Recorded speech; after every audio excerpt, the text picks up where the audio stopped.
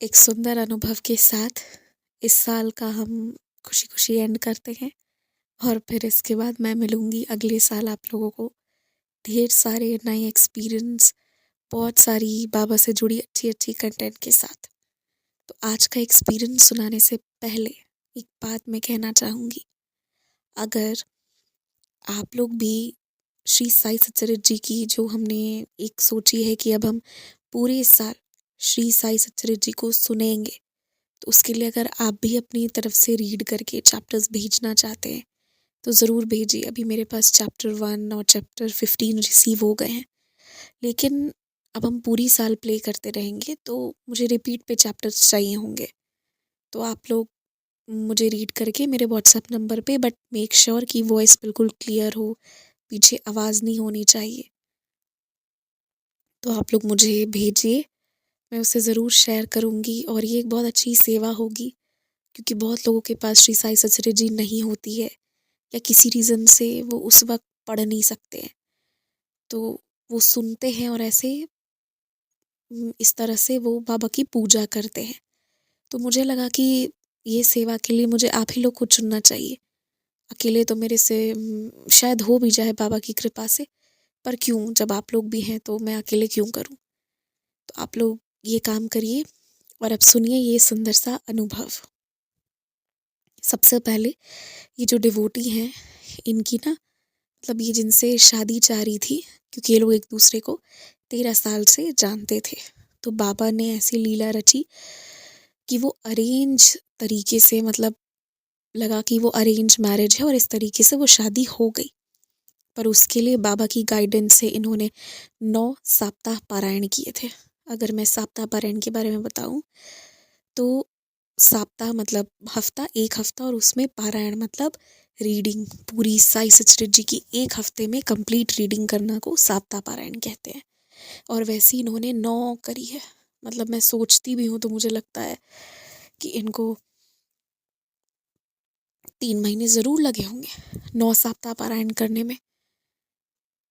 तो इन्होंने पूरे 9 सप्ताह पारायण की है, मतलब एक एक हफ्ते में श्री साई सच्चरित्र जी को संपूर्ण पाठ कर लेना, वो इन्होंने किया। उसके बाद इन्होंने बाबा, मतलब मेरे मुंह पे काशी विश्वनाथ आता है, मतलब महादेव का, इन्होंने पशुपतिनाथ व्रत किया। और जैसे ही वो व्रत संपूर्ण हुआ, इनकी शादी जो है वो हो गई। और जैसे चाहती थी, जिससे चाहती थी, जिस तरीके से चाहती थी, सारी चीज़ें हो गई। तो बहुत इनिशियली प्रॉब्लम आया था, बट बाबा की बहुत कृपा रही। अब मैं ना आपको बताती हूँ लीला, क्या सुंदर अनुभव हुआ। हर बच्चे का, मतलब बाबा के बच्चे का ये ज़रूर रहता है कि बाबा आप आना, आप कोई चमत्कार करना, है ना। हमारे इम्पोर्टेंट डेज पे, न्यू ईयर है, बर्थडे है, एनिवर्सरी है, कुछ भी है। अब तो इनकी तो शादी ही थी, मतलब जीवन भर का एक बहुत इम्पोर्टेंट ये रिचुअल होता है ना। तो इनको था कि बाबा मेरी ना शादी में आना। इनकी शादी 4 दिसंबर 2024 को हुई थी। इनके घर के पास में ही एक मैरिज हॉल है, तो ये 4 की सुबह सुबह मैरिज हॉल चली गई थी कि अब पूरा दिन वो वहीं पे रहेंगी, तैयार होंगी और जो भी रिचुअल्स है फिर वहीं से करेंगी। अब होता ये है ना कि इन्होंने अपनी बहन को बोल रखा था कि हम लोग जब जाएंगे तो बाबा को साथ ले जाएंगे। इन्होंने बाबा को पहले से ही शादी के लिए इनवाइट किया हुआ था और शर्त भी रखा था कि सिर्फ आके चले मत जाना, या सिर्फ आके बैठ मत जाना, मुझे बताना कि आप आए हो। मुझे भी पता चलना चाहिए कि मेरे साईं आए हैं मेरी शादी में। ठीक है, इनकी बहन ने भी कहा था ठीक है, पर हुआ ये कि मतलब होता है ना, सुबह शादी का घर है, 100 काम होते, भूल गई। बाबा गलती से घर पे ही रह गए, बाबा तो गए ही नहीं। अब क्या होता है कि पूरा दिन निकल गया, बारात आई, जयमाला हो गया, सब हो गया।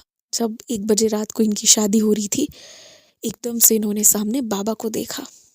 ठीक है, पूरे दिन तो बाबा ये लोग लाए ही नहीं थे, पूरे दिन तो बाबा थे ही नहीं। 1 बजे रात को एकदम सामने जब ये मंडप पे आई थी, पूजा शुरू हो रही थी, तो इन्होंने देखा कि अरे ये तो सामने बाबा है। तो खैर इन लोगों ने अच्छे से पूरी शादी हुई, सारा हवन जो भी है सब कुछ हुआ। उसके बाद दोनों को ही, इन लोग दोनों ने शादी के बाद तुरंत बाबा का आशीर्वाद लिया और एकदम बाबा सामने आके बैठ गए थे। तो ये जैसे चाहती थी ना वैसे हुई। अब मैं आपको बताती हूँ बाबा आए कैसे। देखिए बाबा अपने बच्चों का मन रखने के लिए कैसी लीला करते हैं। सबसे पहले तो बाबा इनकी और इनकी बहन से हाथों आए नहीं थे, है ना। ये लोग बिल्कुल भूल गए थे और पूरे दिन काम की वजह से ये भी भूल गई थी कि बाबा को आना है। याद कब आया? एक एक बार भी नहीं, सीधा सामने बाबा दिख गए कि देख मैं आ गया हूँ, तेरी शादी हो रही है। और वो कब आए? एक्चुअल शादी जब हो रही थी, है ना, जब ये मंडप पे आ गई थी, प्रॉपर शादी हो रही थी। अब लीला ऐसी होती है, इन्होंने बाद में पूछा कि बाबा आए कैसे, क्योंकि मैं और मेरी बहन तो लाए ही नहीं है। तो क्या हुआ कि इनकी एक और बहन है, वो है साई डिवोटी, ठीक है। तो जब रात को जयमाला वगैरह हो गया तो आप लोग देखते होंगे कि ऐसा होता है ना कि जयमाला के टाइम सभी लोग हेवी कपड़े, हेवी साड़ियाँ पहनी रहती हैं लेडीज़। उसके बाद सभी चेंज करती हैं, उसको थोड़ा लाइट पहनती हैं बाकी की शादी के लिए, है ना। शादी में कपड़े चेंज करने की बड़ी वो रहती है कि जयमाला के टाइम ये पहनेंगे, शादी के टाइम ये पहनेंगे, है ना। तो इनकी भाभी का ये था कि उनको भी साड़ी चेंज करना था। तो इनके भैया ने, जो इनकी साई डिवोटी वाली बहन है, उनको कहा कि तुम भी साथ में जाओ। तो उसको घर पे कोई काम नहीं था, वो मना कर रही थी कि मुझे नहीं जाना है। पर भैया ने ना ज़बरदस्ती बोला कि नहीं तुम भाभी के साथ जाओ, क्योंकि भाभी को कपड़े बदलने हैं। तो वो साई डिवोटी है, वो जब घर गई, आउट ऑफ एवरीथिंग उनको बस ये दिखा कि उनके मन में आया कि अरे बाबा यहाँ अकेले बैठ के क्या कर रहे हैं। आप सोचो, उनका इतना घर है, उसमें इतने सारे भगवान हैं, बट उनके मन में क्या भावना आई, ये बाबा क्यों अकेले बैठे यहाँ। और वो इन्हीं के बाबा को उठा के मंडप में ला के रख दी थी। तो उनके मन में बस ये एक, हर एक चीज़, मतलब आप सोचिए, उनके मन में ये विचार आया कि बाबा क्यों अकेले बैठे, इतने सारे देवी देवताओं के बीच में बाबा को उठा ही ला के मंडप पे बैठा दिया। तो मैं बस यही कहूँगी कि हम बाबा की लीला नहीं समझ सकते। और अगर आप इसको एनालाइज करिएगा ना, तो आपको ये लगेगा कि ये जो धागा होता है ना, जो बाबा ने बहुत बारीकी से जोड़ा रखा है, उस धागे को वो बाबा के सिवा कोई नहीं कर सकता। मतलब क्या ही मैं कहूँ। इसीलिए मुझे एक ही बात हमेशा से, एक चीज़ मुझे लगती है बहुत स्ट्रांगली, कि हर चीज़ जो होती है ना, सब बाबा की डिसाइडेड होती है। मतलब आप सड़क पे गुजर भी रहे हो ना, तो जो 4 लोग गुजर भी रहे होंगे सड़क पे, वो भी बाबा का डिसाइडेड होता है कि उस समय जब आप रहोगे तब ये 4 लोग सड़क पे होंगे। उनका धागा इतना डेलिकेटली बनाया हुआ होता है ना, कि मैं क्या बताऊँ। तो ये चीज़ मुझे लगती है कि मतलब बाबा को हम समझ भी सकते हैं और हम नहीं भी समझ सकते हैं, क्योंकि वो बहुत प्यार करते हैं अपने बच्चों से। और उनका प्यार जितना हम समझ पा रहे हैं, समझ पा रहे हैं, और नहीं तो बाकी जो वो हमारे लिए करते हैं ना, वो मतलब डिफाइन नहीं किया जा सकता। तो ये ना बहुत सुंदर सा अनुभव था, जो मुझे लगा मुझे आप लोग के साथ शेयर करना चाहिए। इनका रिक्वेस्ट था कि आप 4 दिसंबर को शेयर करना, हमारी एनिवर्सरी होगी। मैंने कहा कि मैं प्रॉमिस नहीं करती हूँ, जैसी बाबा की मर्ज़ी होगी। और आज बाबा कितने अच्छे दिन, मतलब अब साल का अंत हो रहा है, अंत में बाबा का ये संदेश है कि सभी लोग एकजुट हो जाओ। एकता का संदेश है, मैसेज ऑफ यूनिटी। क्योंकि हम संग में है ना, तो हम खुश हैं, तो हम सही हैं, उचित है। तो it is the message of unity कि हर एक चीज़ को एक करो। सिर्फ लोगों का ही एक होना नहीं, हमारे अंदर की हर भावना, हर एक चीज़ एक हो जानी चाहिए। और वो एक सिर्फ एकाग्रता बाबा की ओर होना चाहिए। ये एक बाबा का इस एक्सपीरियंस से हमारे लिए संदेश है। और इसके साथ साथ लास्ट में मैं भी यही कहूँगी, आप सबको सबसे पहले तो मैं बहुत थैंक यू कहूँगी कि इस पूरे साल भी आप सभी लोग मोटिवेट करते रहे, अच्छे अच्छे कमेंट्स किए, मैसेजेस करी, मुझे कई चीज़ें सिखाई, मैं सबके लिए ग्रेटफुल हूँ। और इसके साथ साथ मैं ये भी कहूँगी कि हाँ, अगर आने वाले साल में आप कुछ भी नया चाहते हो कि शुरू हो, कुछ भी अच्छा आपको जो लगे होना चाहिए तो आप वो चीज़ें प्लीज़ कमेंट सेक्शन में ज़रूर बताइए। और पिछले कई सालों से ना एक ही तरह की चीज़ें करके मुझे लग रहा है कि अब कुछ चेंज होना चाहिए, पर क्या और कैसे ये तो अब बाबा ही बता सकते हैं। है ना, क्योंकि संदेश एक्सपीरियंस यही हो रहा है। पर मुझे कुछ और करने की इच्छा हो रही है। अब आगे बाबा गाइड करे, पर आपका भी कोई सजेशन हो तो ज़रूर शेयर करिए। और नए साल के लिए मैं यही कहूँगी कि एक उल्लास के साथ नए साल को वेलकम कीजिए और कुछ अच्छी आदतें डालने की कोशिश कीजिए। अगर मैं 2025 की बात करूँ ना, तो 2025 में मैंने बहुत चीज़ें सीखी और 2025 में ना मेरी लाइफ से बहुत लोग चले गए। आप मानोगे, एक ऐसा साल जिसमें मैंने बहुत लोगों को अपनी लाइफ से जाते देखा एंड आई रियलाइज्ड कि मैंने ना इन लोगों को पकड़ के रखा था। और जाने वाला हर व्यक्ति ऐसा है ना जिसके लिए मैंने बहुत ईमानदारी और अपनी बहुत सच्ची भावनाएं रखी हैं, लेकिन वो वन साइडेड था। जनरली यही होता है, आप लोगों को लगेगा भी कि हर कोई अपनी कहानी का एक ही साइड दिखाता है, दूसरी साइड तो बताता नहीं है।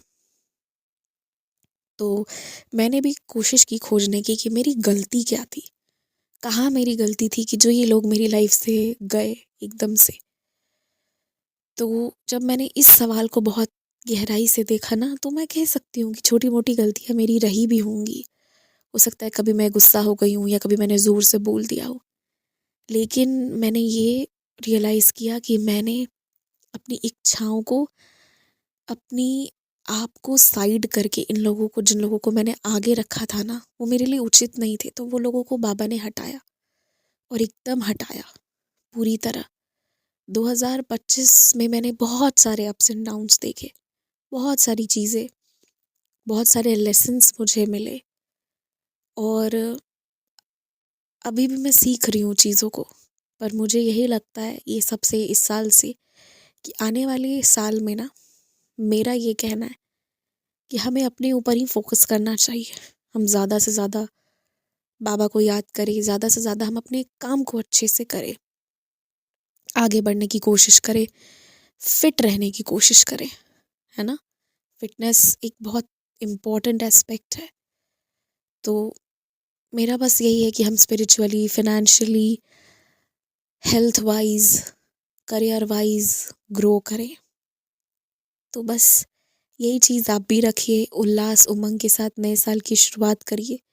और हर व्यक्ति से मैं कहूँगी, कोई ना कोई रिजोल्यूशन ज़रूर लीजिए जिसे आप निभाइए। अगर आप उसे 6-8 महीने भी निभाएंगे ना, तो भी आप बहुत प्राउड फील करेंगे, बहुत खुश हो जाएंगे।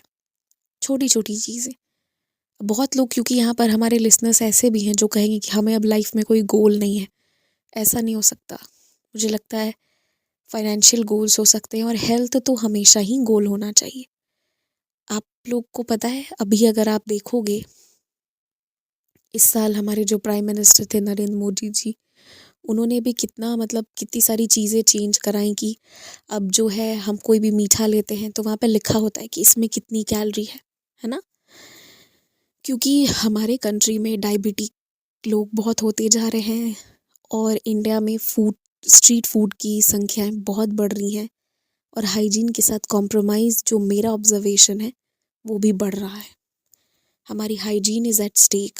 तो इसलिए ना, हेल्थ गोल को बहुत रखिए। हेल्थ गोल सबसे प्रायर होना चाहिए, क्योंकि अगर आप स्वस्थ है ना, लाख करोड़ रुपए तो ऐसे ही बच जाएंगे। छोटी छोटी आदतें, सुबह उठना, आपको जैसे भी गुनगुना पानी, जो भी खाने पीने को बोला गया हो वो सब खाएं पिएं, फल खाएं, जो भी चीज़ें हैं, पर ये सब करें, एक रूटीन में लाएं। और जो हमें पसंद नहीं है वो तो हम नहीं ही खाएंगे, और जो हमें पसंद है उस पे हम काबू करेंगे। और जो चीज़ें आपके स्वास्थ्य के लिए अच्छी नहीं है ना, वो दुश्मन है, उसकी तरफ पलट कर मत देखिए।